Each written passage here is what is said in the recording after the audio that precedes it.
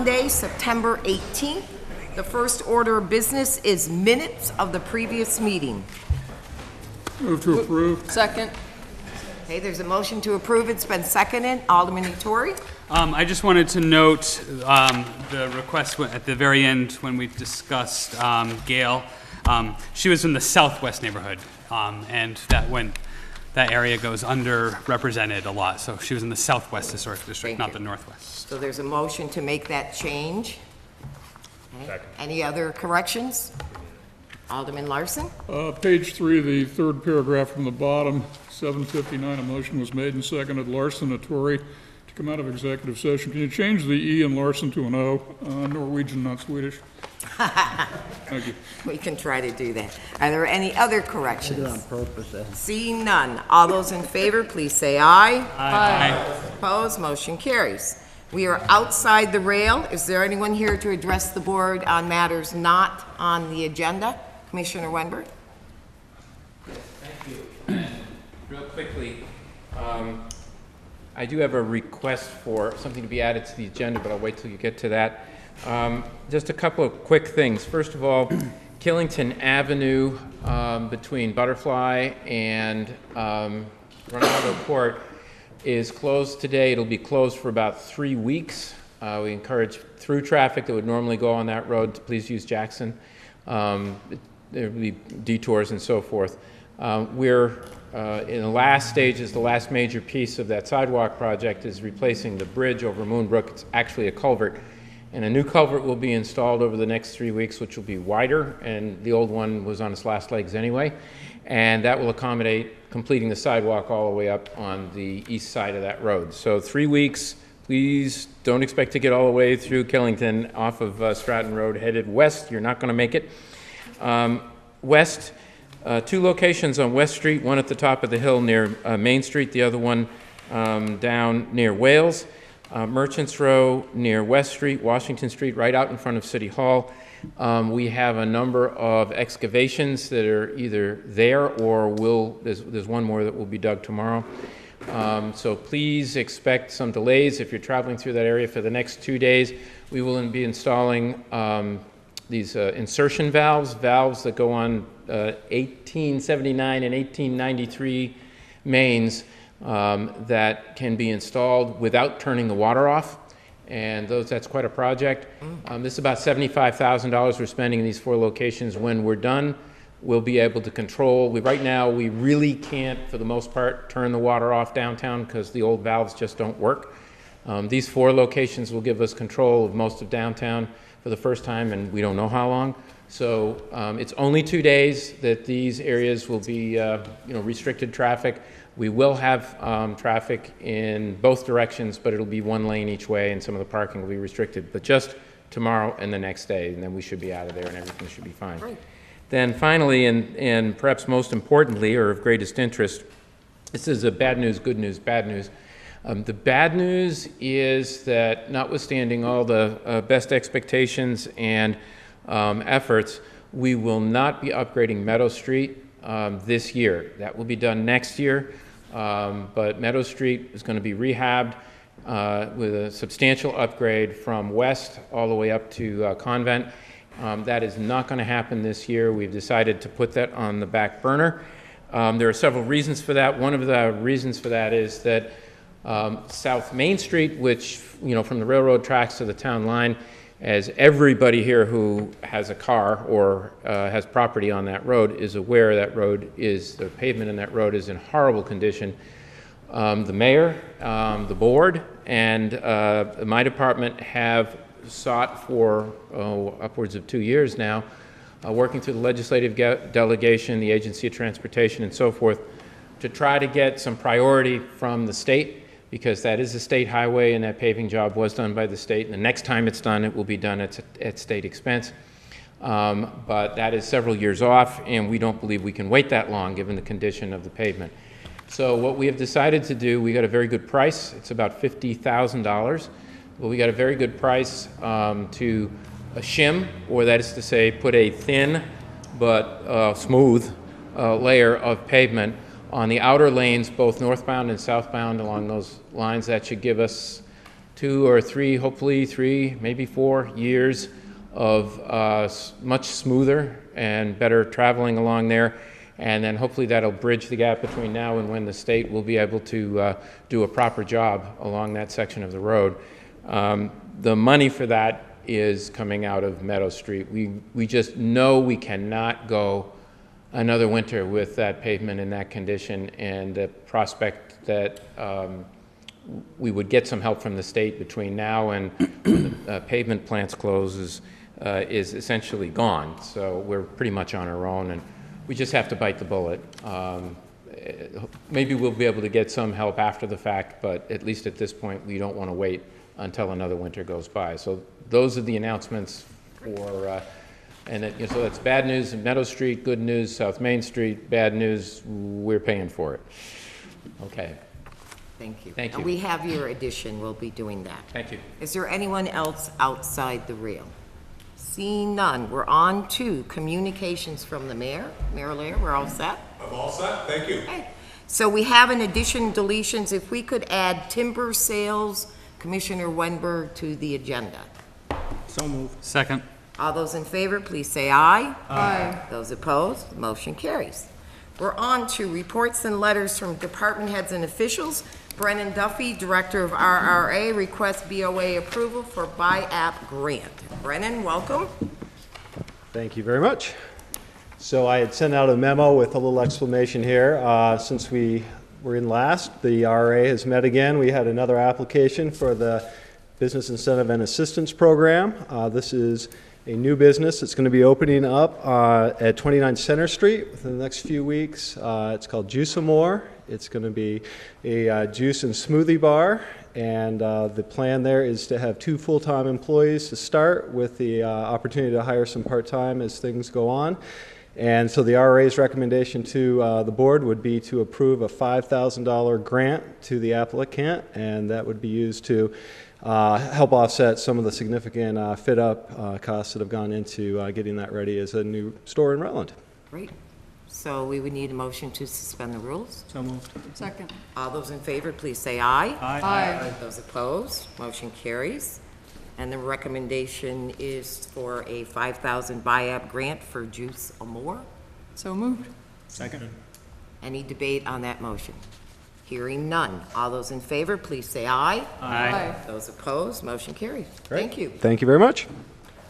Next is Superintendent White, request to sell city properties. Good evening, Cindy, welcome. Good evening. It's one of those things that I promised I would get off my desk before I left. So we have 3 vehicles that we are looking to sell, all of which have gone through the vehicle replacement fund. They have been replaced. We are waiting for our new vans to arrive. The Ford Transit is a tough commodity to get these days. Pretty much everybody's on delay. So we have 3 vehicles, as you saw in your information received: the 2003 GMC Sierra 3/4 ton truck and 2 1997 15-passenger vans.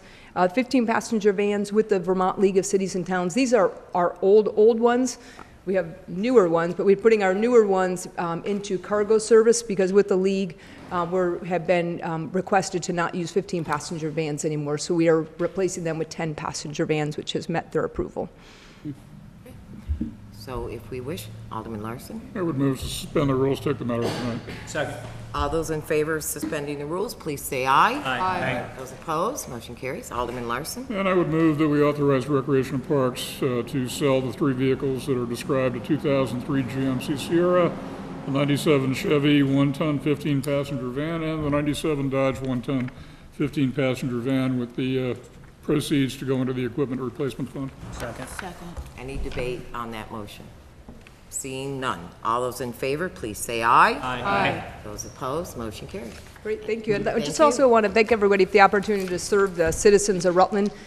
Keith and I have lived here for about 15 years. Our children were raised here, had a phenomenal education in the Rutland public school system. And it's really been, I think most people know that it was a family job. I think I coined the term in Rutland of voluntold. My children might have coined that one with the idea. They told me that volunteering meant you gave freely of your time, and slavery was illegal, so voluntold is what our children often did. But as they got older, it became volunteering, because they saw what a benefit it was to give of their time to get involved in their community, and hopefully that's something that they take with them wherever they end up someday. But again, I want to thank everybody. It's just been a fantastic experience, and I feel like I'm just going to be one more voice up in Burlington saying all the great things about Rutland. And if you're up anytime and you'd like a tour of the parks, just give me a call. Thank you. Well, thank you, and we appreciate it.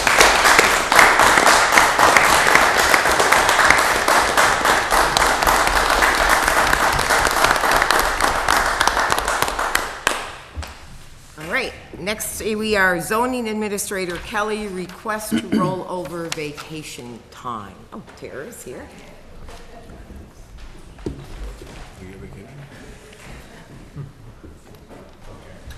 Welcome. Thank you. So there's a memo in your packet explaining that I failed to use all of my vacation hours in the fiscal year 2017 and was requesting to see if they could be rolled over for use in 2018. So Alderman Mattis. Motion to suspend the rules and take the matter up tonight?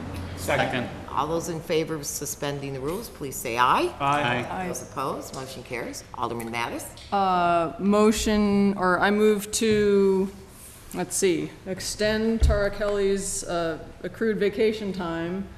I think it should be for another year.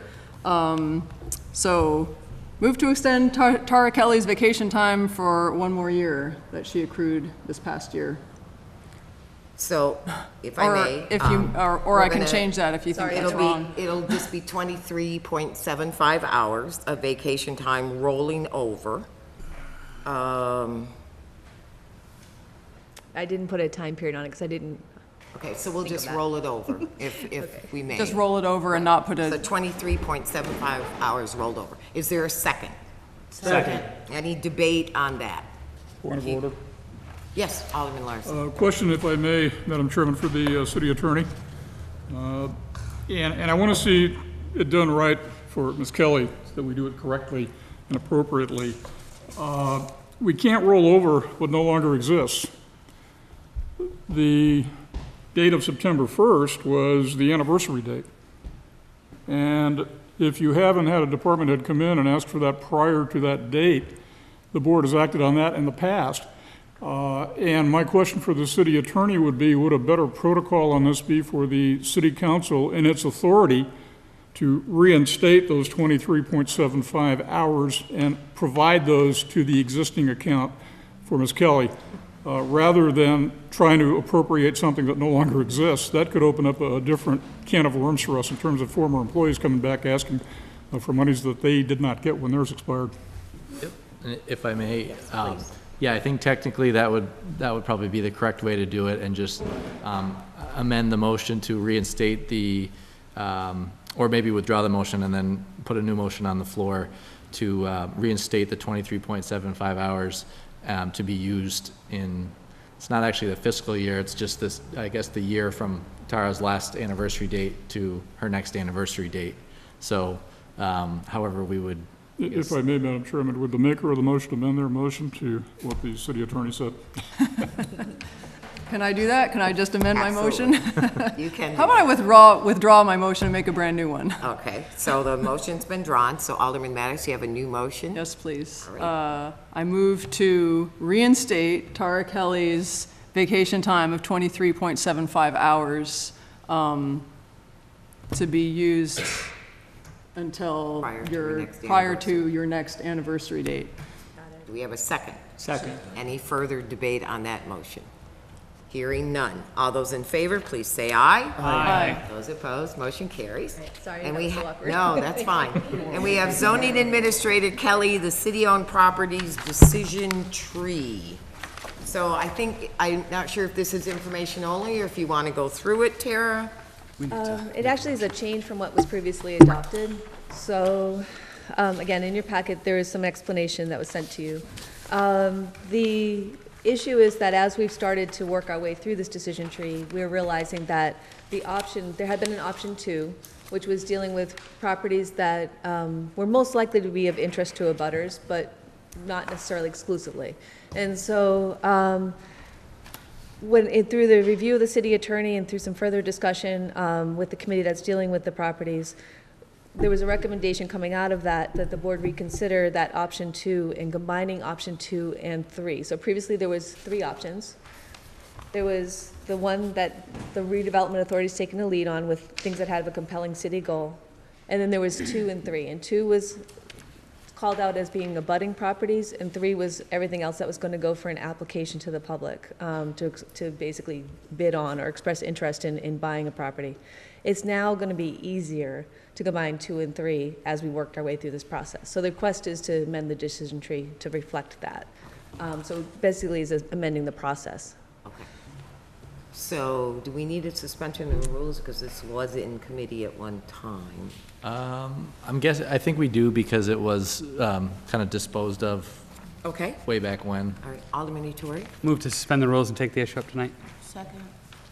So there's a motion and a second to suspend the rules. All those in favor, please say aye. Aye. Those opposed, motion carries. Alderman Ettore? Thank you. And I think that this, the decision tree was crafted by Tara, in collaboration with the other parts of the administration to do what's workable. And so I think that, they've determined that this is more workable. It certainly simplifies it. So with that, I would move to accept the revised decision tree process for putting city-owned properties back into use to reduce it to 2 options, the compelling city goals and a public purchase. We have a second. Any debate on that motion? Seeing none. All those in favor, please say aye. Aye. Those opposed, motion carried. Thank you. Thank you. We have Attorney Bloomer. We have executive session that we will move to the end of the meeting.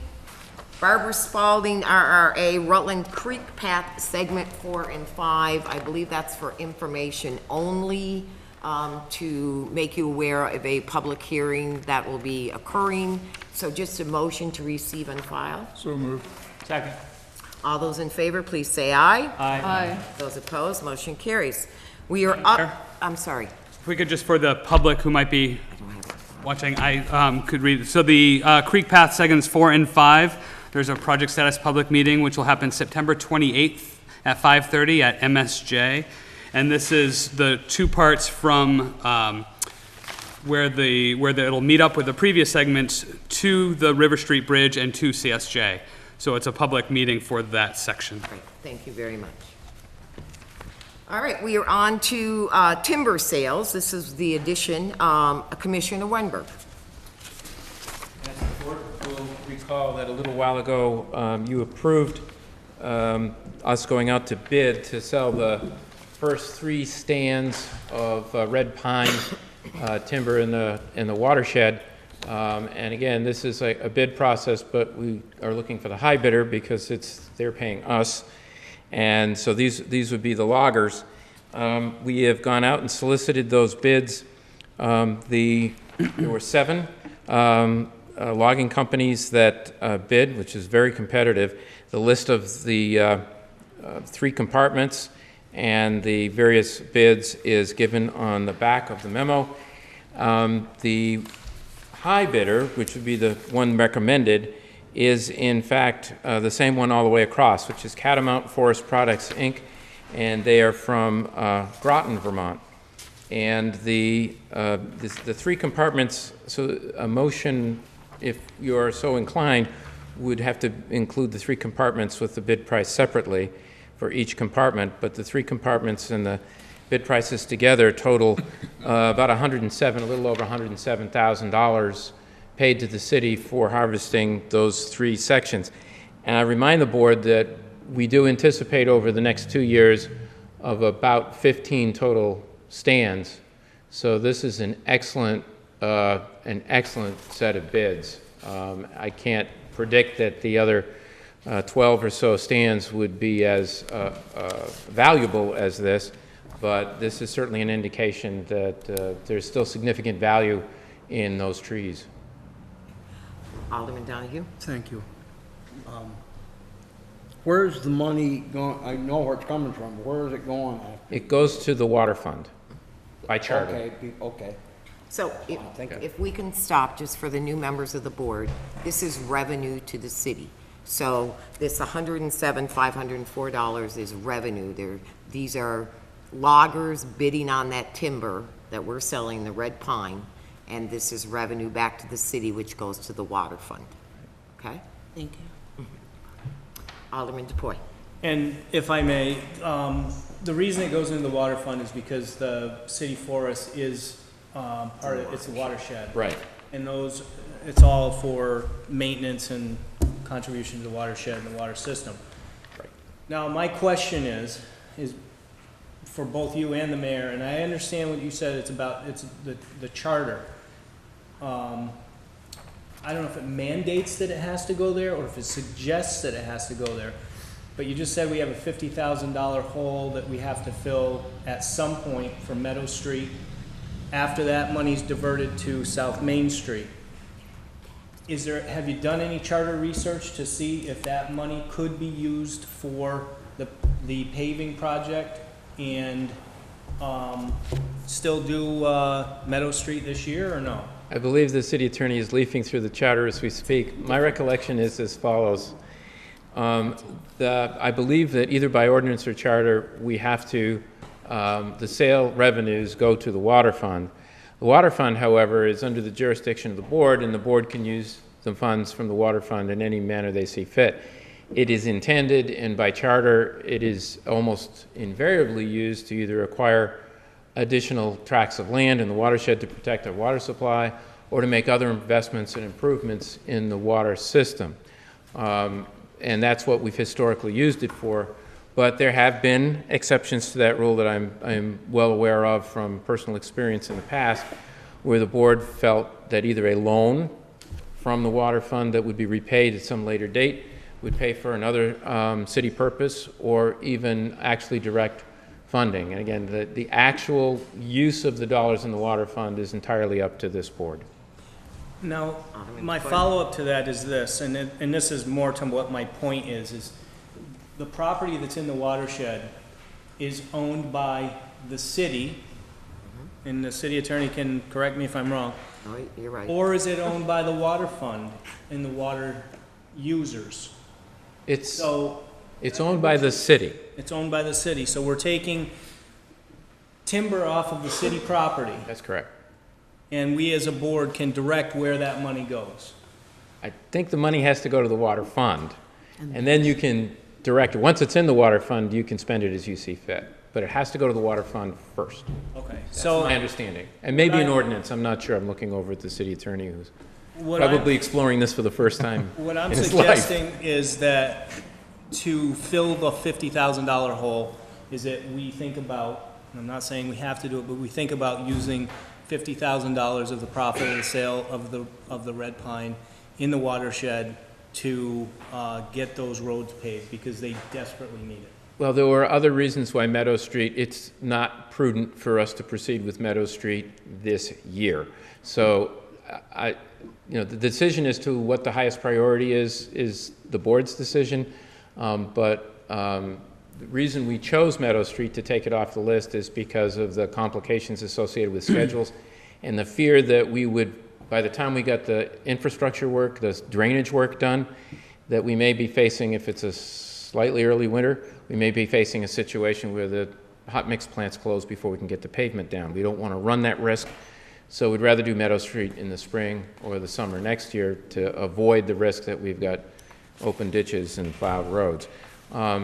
So that was the reason why those two things aligned. It was the right amount of money, and the timing is just precarious for us to proceed with Meadow Street at this time.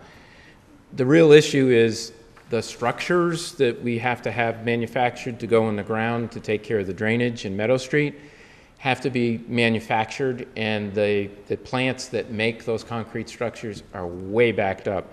We won't get them soon, and if we get them late, that all has to happen before we can pave, and then we might end up with no pavement on the streets for the winter. So that's the reason we made that decision, but it was also driven by the fact that South Main Street really is a higher priority. We might have proceeded with Meadow Street, but we were running a risk, and we said, look, I talked to folks down there, let's not run the risk that we leave them in a mess all winter.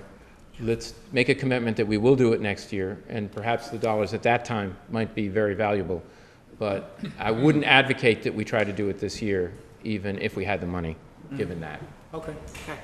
the last thing I just wanted to say on the South Main Street, Route 7, the biggest problem I see is that 2 or 3 years ago, it's been several years on South Main Street, back to when I was the chair of Public Works, that we tried to talk to the state about getting something done down there because the pavement is failing well beyond when the state said that how long it should last. It was supposed to last 10 years, and it lasted about 6 or 7. I mean, you could probably even go back before that to see that it was already deteriorating. We've got about 6 miles or 5 miles of paving that's been done up and over Sherburne Pass on Route 4. I didn't think it needed to be done. I travel it every day up to Killington to do the work that I do up there. And that road did not need the amount of work, at least from Home Depot all the way over the mountain, that it got. Also, Route 7 South from U-Haul down was all completely redone as well. That road, again, in much better shape than the city's portion, and it goes well beyond the tracks. It goes out all the way to Gouger Hill. There's problems down there too that you know, you have to go to the middle lane. And that's why you're talking about doing those outside lanes. There's a lot of problems there. I think the state should have stepped up a long time ago and admitted that surface had failed and failed miserably. It's different colored, it's different textured. You can look at it. I've gone right out to it and looked at it a couple of years ago. It's different. Even though it's pavement, it's different than the other stuff. And now we're being forced to fork over $50,000 to fix the road that the state's responsible for. And that's taking a very much needed project on Meadow Street off of our books for this year and sending it to next year. And people that use that road are gonna have to live with it another year. And I just think that's wrong. Thank you. Alderman Tomala, but then I want to get the motion back to the floor, which is the timber sales. Yes, and Alderman DePoy opened the can of worms on the paving, but yes, it's, I don't want to stray too far from the timber sales, but yeah, the problem is with that material that the state used, and they're ignoring their responsibilities to make, you know, they're basically throwing it on us. And the part that irks me the most is that all of that material that they used needs to come out of the plant at a certain temperature and meet certain specs, and when that truck pulls up to deliver it and put it on the road, and we've requested those specs, and the state isn't giving us the specs on the material. Is that true? I wouldn't use the word specs. The state specifications were published, so we have that information. What we have requested and have not been provided, that they have inspectors that check the temperature, they do tests of the material before it goes down, right, and they keep a log of all those inspections for that project and every other state paving project, and they have not given us any of those real time when the pavement was put down. We've requested them. They have not provided that information to us, so we can determine whether or not it was actually within spec when it was put on the ground. Because it's supposed to be, and they have not given us that it's information. supposed to be 300 degrees when it comes out of the truck, and it came from Colchester, right? Yeah, and it had to come from Colchester. And That's right. we will have an opportunity. There are several opportunities that we need to sit down with our legislative delegation, and this will be one of them. Alderman Larson. Thank you. I want to get back to Catamount Forest Products if we can. The 50,000 is only going to mask the problem, not take care of it. If you want to send that back to my committee, feel free to. We've hashed this over and over and over. I'd like to suspend the rules and take up the issue of the bid prices for Catamount Forest Products tonight. Second. Okay, we have a motion to suspend the rules, but seconded. All those in favor, please say aye. Aye. Those opposed, motion carries. Alderman Larson. Do we need to do this as 3 separate motions? Or If you could, It could be one motion, but All that of the the dollars in each compartment. so if you read them, 3 different, Yeah. with a different total categories, bid. Okay. I would move that the Board of Aldermen award the sale of the first 3 timber harvest stands at Red Pine to Catamount Forest Products Incorporated, Compartment 3 for $34,293, Beaver Meadow for $38,156, and City Camp for $35,055. Total Second. bid award of $107,504. Okay, so we have a motion, it's been seconded. Alderman Mattis. I have a question because those figures are reversed depending on which side of the paper you're looking at. Oops. So if it's important, It is. Read is it off the important. back, not off the front. That was my fault. You have City I Camp transposed. and Beaver Meadow reversed. Yeah, that was my fault. I read them wrong when I wrote the memo. So if you could correct that, I would appreciate it. So which one's correct? Off the table. The table is correct. This is correct. Yes, those numbers are correct. So apparently, the city camp was 38,156, and Beaver Meadow was 35,055. I apologize. So we just need to reverse that Beaver Meadow and City Camp dollar amounts. That's my error. Thank you, Alderman Mattis. Alderman Larson. Just a quick question, Commissioner. When this bid is awarded, is this going to be an upfront check for the full amount, or is this going to be predicated on them logging and then selling the product? No, there are progress payments that are made at various stages. It's in the bid specification.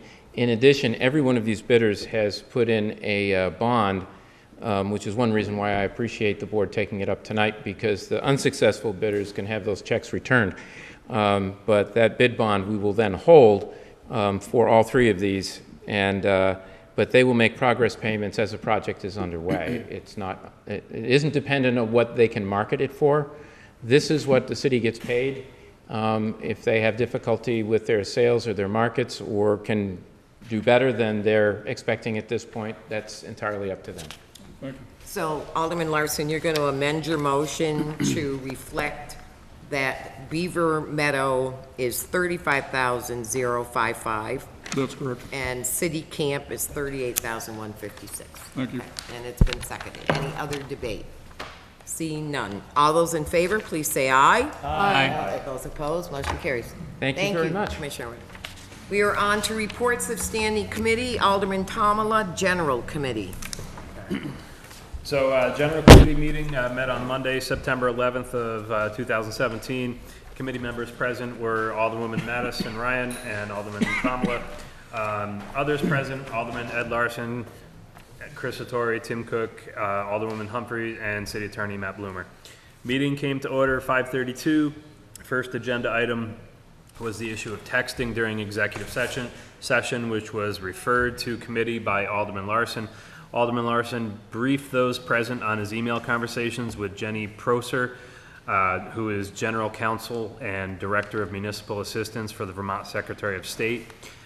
In short, Alderman Larson's concerns lie with the possibility of the city lacking no formal policy dealing with electronic communications that occur during both executive and open sessions, and possibly that a board member's electronic device and possibly private communications could be requested under Vermont right to know laws, which are roughly the state equivalent of the federal Freedom of Information Act. I've listed bullet points of highlights from Attorney Prosser's response.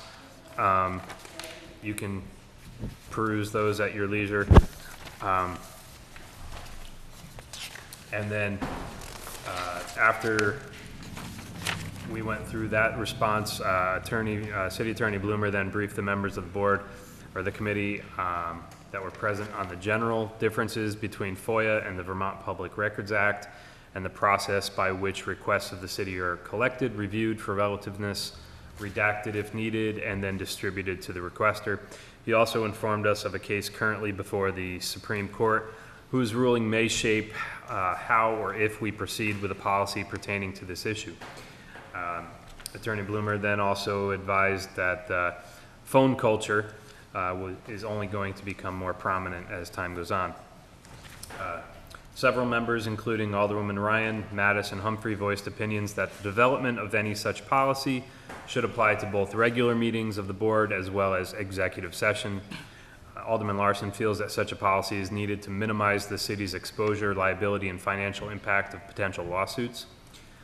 In response to Alderwoman Humphrey's statements that someone may not be texting, but rather reading pertinent documentation in electronic format, Alderman Larson felt that the policy wouldn't necessarily say you can't use a device, but rather how you use it. Alderwoman Ryan questions how such actions would be differentiated. Alderman Attore echoed Alderwoman Humphrey's concern and suggested that drafting a new policy would only add to the city attorney's pile of work, and perhaps creating an amendment to the document rules and order of business of the Board of Aldermen would be a better option. Alderwoman Mattis moved the following. That the Board of Aldermen request the city attorney to create an amendment to the rules and order of business of the Board of Aldermen to prohibit all shadow communications as defined by the state of Vermont in 1 VSA Section 313, including electronic communications during all sessions of the board. The motion passed 2-1 to bring Alderwoman Mattis's motion to the full board for its consideration. And so you move that motion. Yeah, that motion was approved by the board. Is there a Just second? a point of clarification. Let's get a second first. Second. Okay. Alderman DeProy. So just, can you define for me again a shadow communication? I'm sorry? Can you just define for me a shadow communication, exactly what that is? Perhaps Alderman Larson can better. There's several different categories, one of which is, let's say you were to send a text message to another member of the board during the session. That constitutes a shadow communication. If you were to send a text message to the chairman of the board, the president of the board, without the entire board knowing the circumstances and the content of that message, that also is a shadow communication. Someone external to the board, and initially I was looking at executive session. The committee members opted to look at the entire city council meeting, including the executive sessions. There's a number of factors involving shadow communications that Attorney Proser from the, it's not attached to this, but if you want, I can send you a copy of her email to me, which literally defined all of that in detail. There is a court case that is pending before the Supreme Court right now that Vermont Digger has applied to the Supreme Court to have some hearings on. But those are basically shadow communications. Anything that's done not in the public knowledge during a public meeting.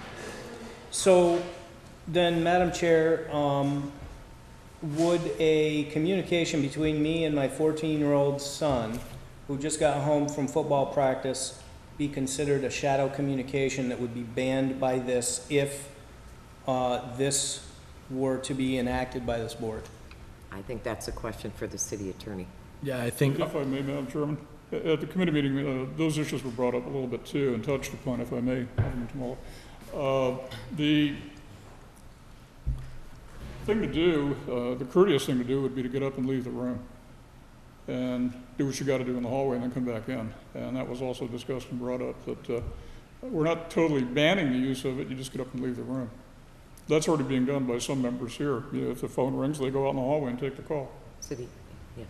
yeah, and if I may, I think the stage that we're at now is just having me take a stab at drafting something that would come back to probably general committee and then be potentially revised from there about what people are comfortable with. But I got some guidance from that committee meeting about what might be added, and that was one of the things that had come up, is that maybe people be asked as one of the rules of conduct of the board to step outside to take phone calls, and which no one that I'm aware of takes phone calls here, but occasionally people have texted. But maybe it's to, if the rule does become that you can't text to other people, that you would step out of the room to text a family member or something. But what we're voting on tonight would be just a referral to me to draft some language, and then it would come back and people have an opportunity to revise it at that point.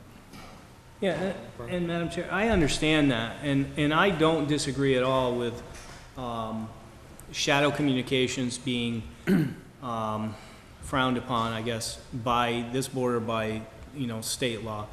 What I'm saying is, if I'm sitting here, and I freely admit that I do that, and as sitting next to Alderman Larson, I do that, and maybe it annoys him, I don't know.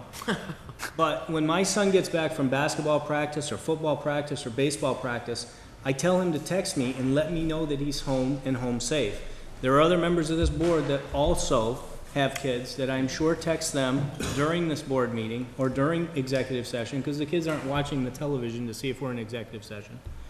And you need to communicate with your children, especially if they're getting home to a house that no one's home at. They want to know where their dinner is. They want to know, what's going on. Or another family member. I don't care who it is. It could be, your wife, your girlfriend, your husband, So banning all electronic communication, I just think it's a little excessive. We know here as board members what the rules are of executive session. You're not to discuss what's going on in executive session outside this room. So if you're discussing on your phone, your iPad, your tablet, your laptop, with someone outside this room what's going on in the executive session, you're breaking the rules of executive session, you should be called on that. Now, if, Alan or Mr. McCarl or somebody, they want to know what I'm texting with my son, Tom, I then think, then I'll show them. But I think that this is overreach on the part of the electronic communications. We know what our duties are in this room. And if you're texting with somebody about whatever the issue in executive session is, texting somebody outside this room, then, and it's found out, then absolutely, you should be admonished for it. But, because somebody doesn't like that I'm texting with my son when he gets home from a football practice or something, wants to know where his food is, or wants to know what's for dinner when he gets there, or, do I need to let the dog out or something, I'm going to respond to him. Plain and simple. And if the press would like to know what it is I'm saying to my son, then by all means, I'll show I him. think that's what the attorney is saying, is this is a draft. This isn't saying that I it's going to don't be like implemented. the idea or the genesis That's fine. behind this, period. That's fine. Thank you. Alderman Matters. Madam President, if I could just clarify what I meant when I made the motion, Sure. and I would be happy to amend the motion Sure. if it needs to be made clearer.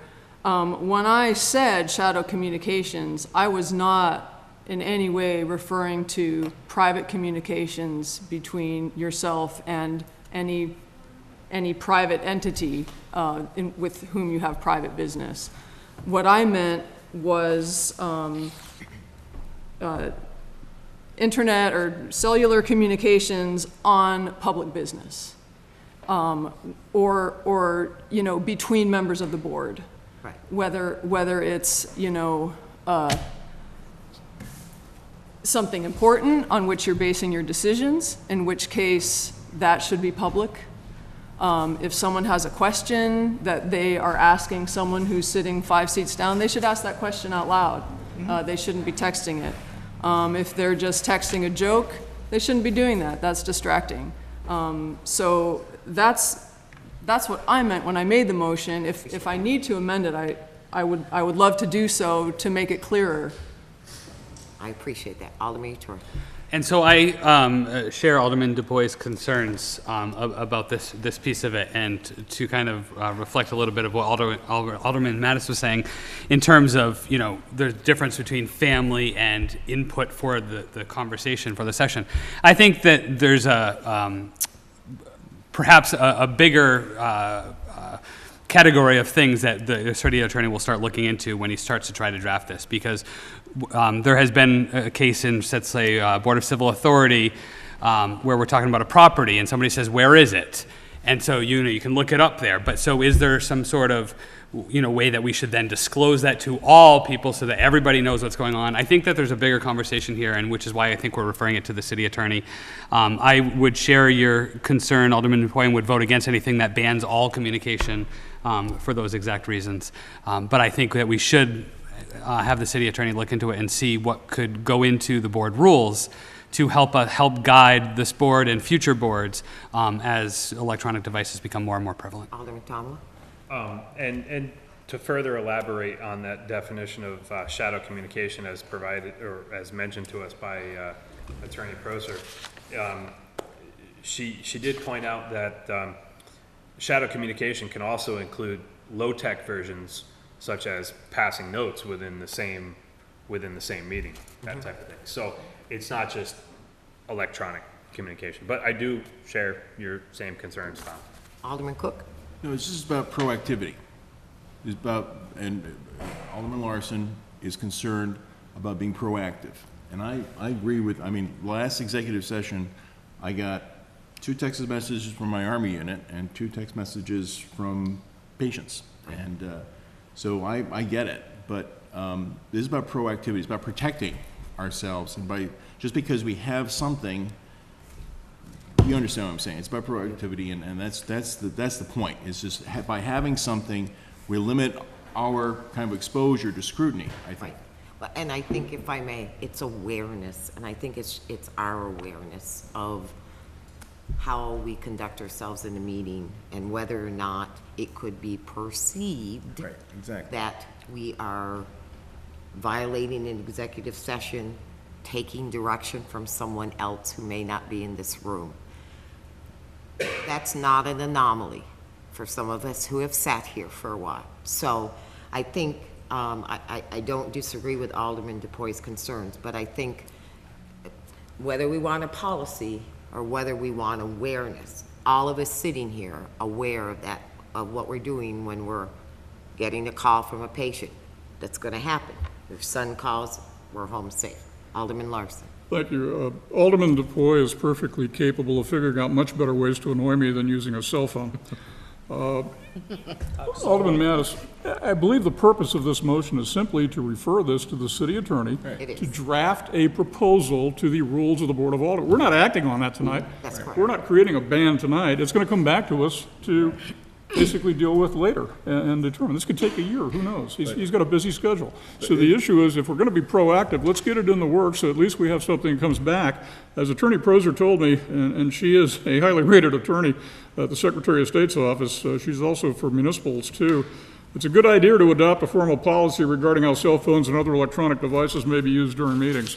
We're not actually putting in a policy, we're putting in a rule in our rule book for the orders of the Board of Aldermen. I think that's the purpose of your motion tonight, if I'm not mistaken. But we're also sending a message that we're aware of it. We're aware of it. And we're going to continue to be aware of it, and that, by sending that message along, hopefully it's going to lessen the likelihood of people scrutinizing. That's correct. I agree. Anything else?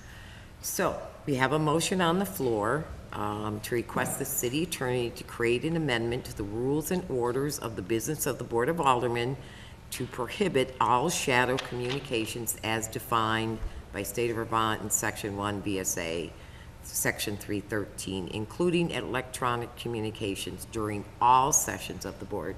It's been seconded. All those in favor, please say aye. Aye. Those opposed, motion carries. Alderman Tomla. So after the vote, the general committee lost its quorum, but those present forged ahead with our second agenda item, a discussion about whether the city should amend its policy regarding the dates for permitting coin drops.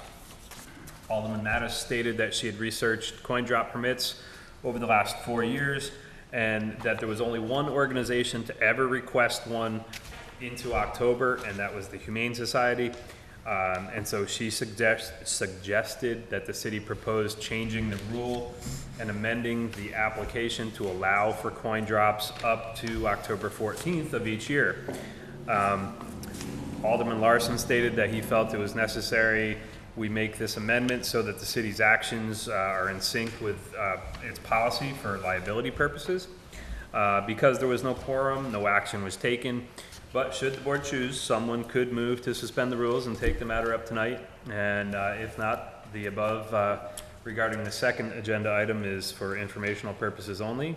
And the meeting ended at 6:15. You have to suspend the rules. Pardon? We don't need We don't have to suspend the rules. You just have to. You you just reported have it, to- it's here. You can put a Report motion it, so on the it's floor. there. All right. You could make the motion. So your motion to allow coin drops up Yeah, to, allow coin drops up to the second, what did we say, the second Well, week? in October 14th covers the second Saturday of October, so that's why I said October 14th. To allow for coin drops up to October 14th of each calendar year. do we have a second? Second. Okay, debate. Alderman Ettore. Just wondering from those of you who have been here some for longer than I, the mayor as well, why was the date originally set as October 1 or whatever it was set? Do you recall?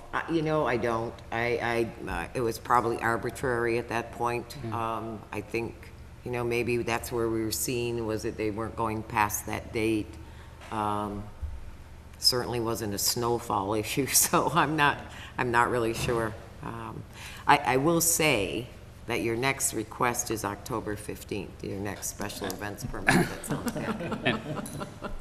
So So, I would ask that the maker of the motion amend to be the first 2 weekends through the first 2 weekends in October. That's the same as the 14th. What day is well, this one? but the dates would change. weekend. change. Yeah, yeah, You're saying it's never going to be past the 14th? Yes, okay. if it's the first 2 weekends. If you want, you can make it the 21st, and then it'll, That's fine. Okay, so motion's on the floor. Alderman Donahue, I see you. Just give me a moment. I'll get to you. Can I take a breath? Why don't we put no limits on it? Who cares? They want to stand out there at Five Below with a boot out there to try to collect money, let them do it. You know, why have an arbitrary date like this? Alderman Mattis. well, I think one issue might be liability, and another issue might be, why would we want to say that something's okay if we really don't think that it is? I mean, Wouldn't it be okay? I'm sorry. just, Why wouldn't it be okay if they wanted to go out there at Christmas time and Santa Claus out there and do it? Mayor Lair, do you have a comment? I think, just to add, sometimes, in some years, we do have early snowfalls. We do. And the snowplows are out, and it's slippery. And I don't think I want to authorize, or have the board authorize anyone to be out there in the middle of Merchants Row during any kind of those conditions where it wouldn't be safe for the folks that are doing it. And I think that was part of the, I don't know where October 1st actually came from, but I think that there was a concern to do it, first of all, when it's safe during the summer months, and secondly, when coin drops would be requested. They wouldn't be requested, I think, in any of the months where the weather is Thank you. Alderman Mattis. I did research climate information, and I found that there's anywhere an average from 0 to 1 inches of snow in Rutland in October. And I felt that I would feel safe as a city official saying, sure, you can have a permit for mid-October. Thank you. Alderman Donahue. Yeah, one more time. Then why don't we ban them altogether? Because we're all liability. When people are driving up and down the road, they could run you over on a sunny bluebird day. What difference does it make? If it's unsafe in January, it's got a good chance of being unsafe in July. Alderman Larson. Thank you. Thank you. Alderman Larson. In answer, I think, to Alderman Nattori's earlier question, there were concerns expressed by public safety agencies. The police department was paramount at the time. Coin drops, the decision was made to limit where you could have them. Yeah. One time they could be on either side of West Street on Merchants Row and also on West Street on either side. There were 4 different locations. And there was some serious concerns, like the fire department had some concerns too about getting apparatus through. The chief at that time came before the board too, committee rather, and mentioned that. So the change was made to only allow it in front of the Knights of Columbus area. There were requirements put into effect about the type of clothing they had to wear, reflective vests and conage. Somewhere in there, somebody popped in the first weekend of October. Don't ask me how that got, but it did. And that's how that policy was established, but there was a constriction of where you could have your coin drop at the time. Thank you. Okay. So, we have a motion to change the rules and amend the application to allow coin drops up to October 14th each year. It's been seconded and debated. All those in favor, please say aye. Aye. Aye. Those opposed, motion carries. Anything else, Alderman Connolly? Thanks. Thank you. So, that were any other standing committee reports? Reports of select committees. We have reports of representatives. Joe, I'm going to have Alderman Mattis go first, and you're up next. So Alderman Mattis, Planning Commission. All right, so for the past couple of years, the Planning Commission has been crafting a proposed new sign ordinance. And the purpose of revising the old ordinance is to control existing and proposed signs for relaying information and creating a more attractive business environment while promoting public safety. I attended the Planning Commission meeting on September 13th and saw a presentation explaining the basics of the proposed ordinance. Under current ordinance, there is no height restriction to signs, and the size of the sign is based on the length of the business frontage. So smaller buildings have to have smaller signs, and large buildings can have enormous signs. This has resulted in the gateways to the city being very cluttered and, in my opinion, kind of unattractive to visitors. The Planning Commission compared our ordinances to those of other municipalities in Vermont, and our ordinance does not match the rest of the state. The proposed ordinance would gradually bring Rutland more in line with the rest of Vermont. There's a lot more details to the proposed new ordinance that are worth hearing about, like the exact size restrictions, the lighting, the plan for implementation. And the Planning Commission would like to give their presentation to the board. I believe this is a good time for the Board of Aldermen to be included in the conversation, to learn more about the ordinance, and have the chance to give general feedback.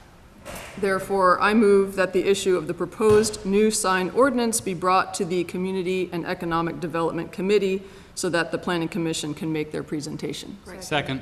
Okay. Is there any debate on that motion? Hearing, Alderman DePoy. I just have a question. So I think you're talking kind of in generalities, and I didn't get any specifics on the sign ordinance.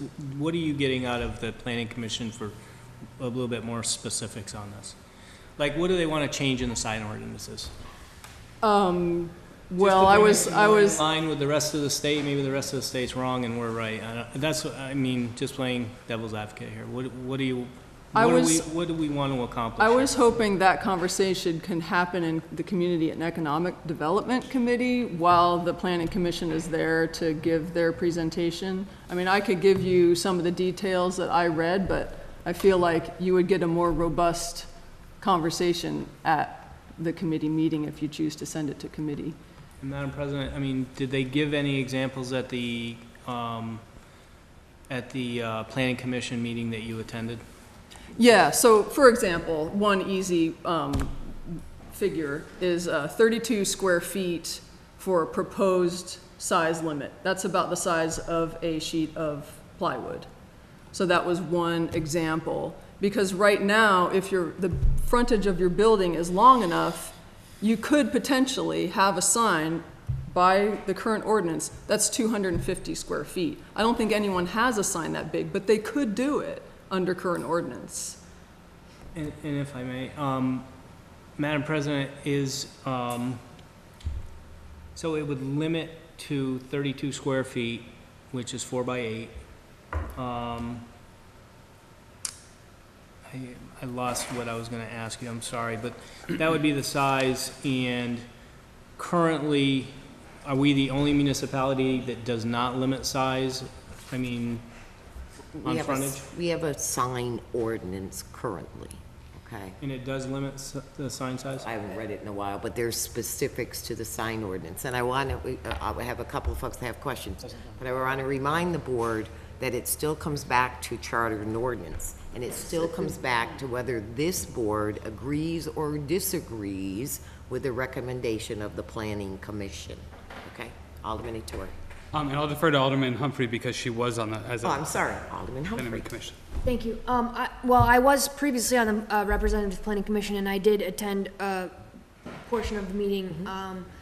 And so more of a comment, really. I mean,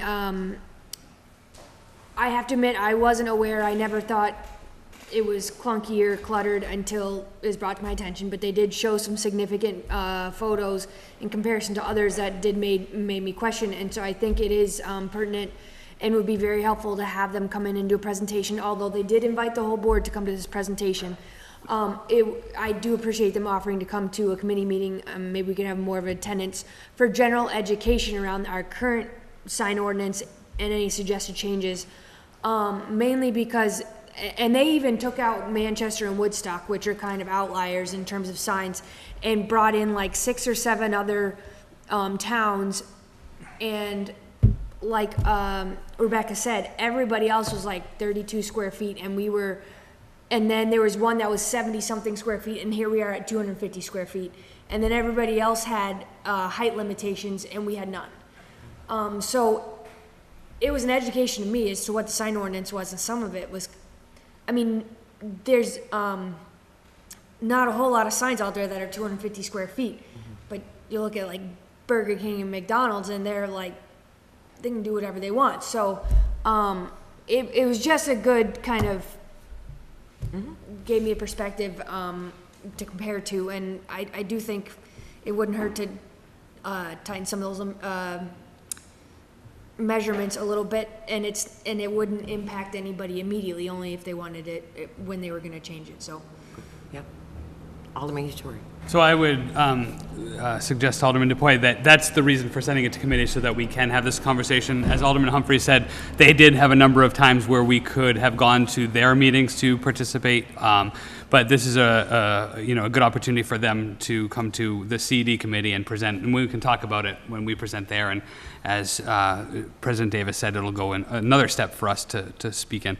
I would just argue that this is, we do want to make sure that we continue to be business friendly and make sure that businesses have kind of a roadmap. And one of the things that I've learned in this is that because we are kind of a little bit choppy and a little bit it's not clear what the right things are to do, that this actually would make it easier for businesses to get the signs, to put the proper signage up that would match that business friendly with the quality of life that we're looking for. So I'm intrigued to hear from them and to hear what they have to say about it. But I agree that it's important that we remain business friendly and don't try to become a Manchester or a Woodstock, because that's not who we are. So I look forward to having this in committee and reporting out and having the conversation. Alderman Larson. Thank you. I support sending this to Community and Economic Development. I'd rather be able to ask the questions there ahead of time and have some knowledge of what may be coming down in the future, rather than get blindsided in the meeting one night and say, this is what we want you to approve. Sometimes when you don't get the board packet until a Monday, it's pretty hard to read all of that. So I think this is the appropriate time to send it to committee and have it there, so as things come in, and it can stay in committee for whatever time it takes, but as different things come in, it's the appropriate time to ask the questions and hammer it out. So you need to attend the committee meetings. Alderman DuPoy. I don't mind sending it to committee and having the discussion, and I will attend this meeting. I just don't like the undertones that I know are behind this kind of a this. It's not a proposal yet, but recommendation. There's not even a recommendation yet, and I know this comes back to the full board after it goes to committee. I don't think we have a problem here in the city. I really don't. I think it's just some people that outside this room that want to try to control some things that I don't think that they really need to be controlling at this point. But so we all set? Yeah. So we have a motion on the floor to refer sign ordinance to Community and Economic Development. It's been seconded. All those in favor, please say aye. Aye. Those opposed, motion carries. Thank you, Alderman Mattis.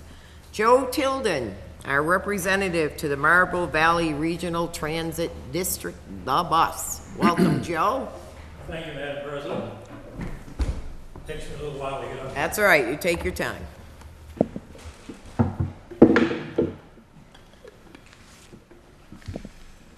I want to show that the bus is serving the community very well. We have our statistics for July and for August around the city, and these are just fixed routes. This doesn't take into account the paratransit that we provide for people that are handicapped and so forth. This is just the fixed routes around the city. The month of July, we transported 21,589 people in the city. For our routes outside the city, 8,915 for the month of July. Coming to the month of August, in the city, we transported 24,743. For our routes outside, 10,503. The total number of passengers that we transported in the month of July, 30,424. The month of August, 35,246. As many of you know, Minga Dana, who's the executive director of the Marble Valley Regional Transit District, is retiring in December, and we have chosen a new successor. We had approximately 20 applications for the job, and we decided to stay in-house. So our new director is going to be Ken Putnam from Poultney. Now, Ken began as a driver. He went to as a driver trainer. He was the head of maintenance. He is now the chief of operations, and as of December, he will become our new executive director. The biggest thing that we have facing us right now is going to be Thanksgiving weekend. And that's when we have the FIS skiing competition up at Killington. A year ago on short notice, we had 37,000 people. The people at Killington are predicting a crowd of about 65 to 70,000 this year, if everything goes well and the weather breaks well. We are going to have 20 buses in service for that weekend. Because there's always the possibility of a bus breaking down or more people than we expected, we're going to have backup from the Move It public transit out of Wilmington. And they're going to furnish us with a couple of buses and personnel. And also the Connecticut River Transportation Company out of Bellows Falls will also be supplying with some backup buses. So we are prepared for Thanksgiving weekend, and all we need now is a break in the weather. A lot of this promotion for the competition here, as you know, the Winter Olympics are going to be held in South Korea in February, if there still is a Korea by that time. But this is going to help promote what we have here, and certainly with all the folks coming in here, great economic opportunity for this area. And I certainly hope we take advantage of it, because it's going to be a big plus for us. Yes. And it's a 2-year commitment to Killington. So we got 65, 70,000 this year, next year maybe even a little more. Thank you all very much. Thank you, Joe. Alderman DePoy, I think he has a question. So Joe, on Thursday of this week at 5:30, the Recreation Committee is going to be meeting in the downstairs conference room, and we'll be talking about ways of drawing down some people into the city from the World Cup population, because as you said, there's going to be 50, 75,000 people there, hopefully, and hopefully a few of them would like to come down and spend some money in the city, spend some time. I would think probably 25, 30% of the people are going to be staying here in the city of Rutland, around the area of Rutland. Alderman Larson? And I would ask former Alderman Tilden, at his pleasure, if maybe he could invite Ken Putnam to come to this meeting. He's a class act. It'd be nice to have him introduced to the board. Okay, I suggested that to him. He's in Maine this week. They're attending a regional conference in Maine. Yeah, So anytime. we'll try and lure old Ken in here. Anytime. Not much for public appearances, you know, but we'll see what we can do. Joe, thank you very much. Thank you very much. We appreciate your representation of us. We appreciate Thank you, that very Madam much. President. All right, we are on to petitions, letters, miscellaneous communications. We have a special events request, second annual Kenya Run for Heal, October 15th, from 1 to 3. Motion to suspend, take up tonight. Second. Okay, motion is to suspend the rules. All those in favor, please say aye. Aye. Those opposed, motion carries. Alderman Donahue? I'm sorry, this is a request for a race, October 15th. Right. Is there same restrictions on these kinds of things as there is No, it on isn't. the coin drops? Yeah, we should be all right. Huh? It's a 5K. Yeah, So but we is should be all right. do we have a limit to when we can give these? Do we have any? Not to limit? my knowledge. Okay, They can thank you. run all of the year round if they'd like to run, yeah. They might get run over. Alderman Mattis. I move to accept the special event permit, or approve the special event permit application for the second annual Kenya Run for Heal on October 15th from 1 p.m. to 3 p.m. Second. Any debate on that motion? Seeing none. All those in favor, please say aye. Aye. Those opposed, motion carries. And we have a special events permit request for the Rutland Halloween Parade. Motion to suspend the rules. Second. Okay, all those in favor of suspending the rules, please say aye. Aye. Those opposed, motion carries. Alderman DePoy? A motion to approve the special event permit request for the Rutland Halloween Parade to be held on October 28th, 2017. Second. Great. Any debate on that motion? Seeing none. All those in favor, please say aye. Aye. Those opposed, motion carries. We have nothing under the Board of Control Commissioners. We are under unfinished business. Is there any unfinished business to come before the board? If not, we are under miscellaneous motions, resolutions, new business. Alderman Donahue. Yes, thank you. It's come to my attention over the past few weeks that we've got some programs in the city that aren't being people don't know about them. For instance, our tax stabilization program. Right after I came on the board, we spent, I don't know how long, coming up with, I think there was a commercial, industrial, and residential tax stabilization. And I thought they were great, I still do. I think they're a great asset to the city and the people in the city, and to everything involved. I just like them. But I discovered that nobody knows about them. We don't have a clue. Brennan, he's not here now, but he told me, well, you can go into the city's website and bring it down and get it. But if you don't know it's there, how the heck you're going to look for something you don't know exists? I think we should make these things transparent and get the word out there that these exist.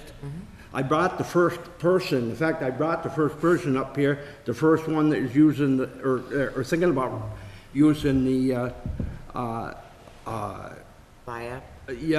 residential one, and it's the first one that we've ever had.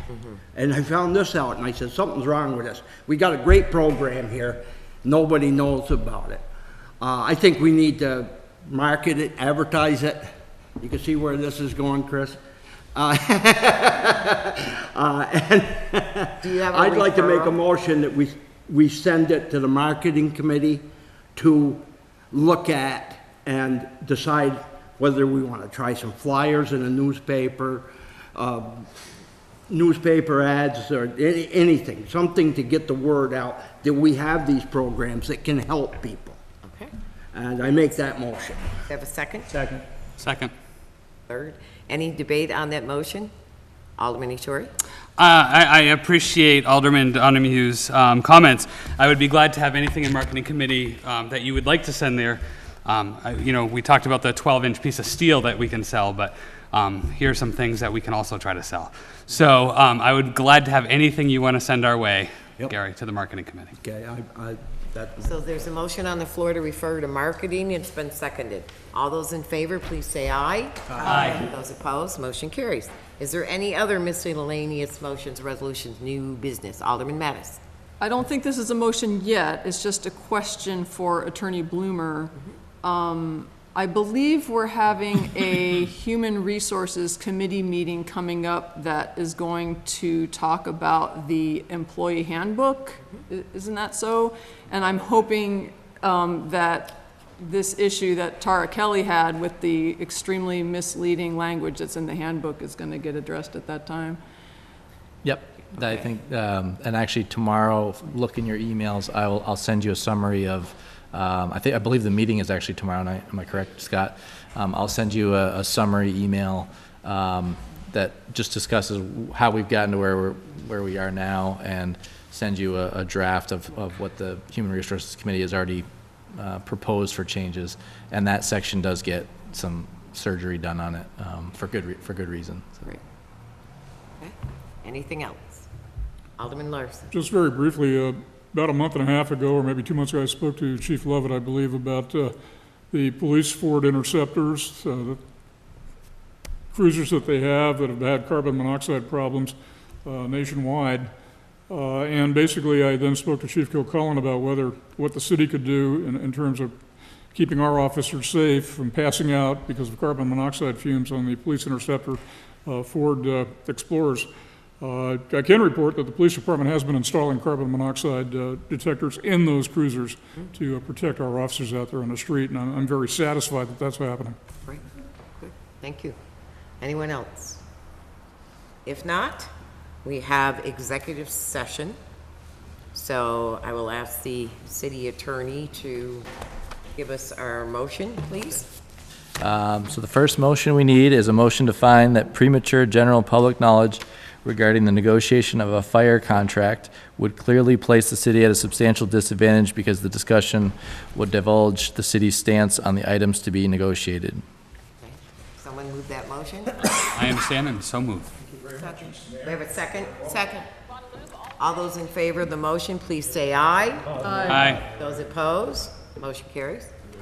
And then the second motion is a motion to enter into executive session with the inclusion of the mayor, the fire chief, and the city attorney to discuss the negotiation of a fire contract as allowed under Title I, Section 313A1A. So moved. Second. Any debate on that motion? Hearing none. All those in favor, please say aye. Aye. Those opposed, motion carries. We'll stand down a few minutes while we clear the room.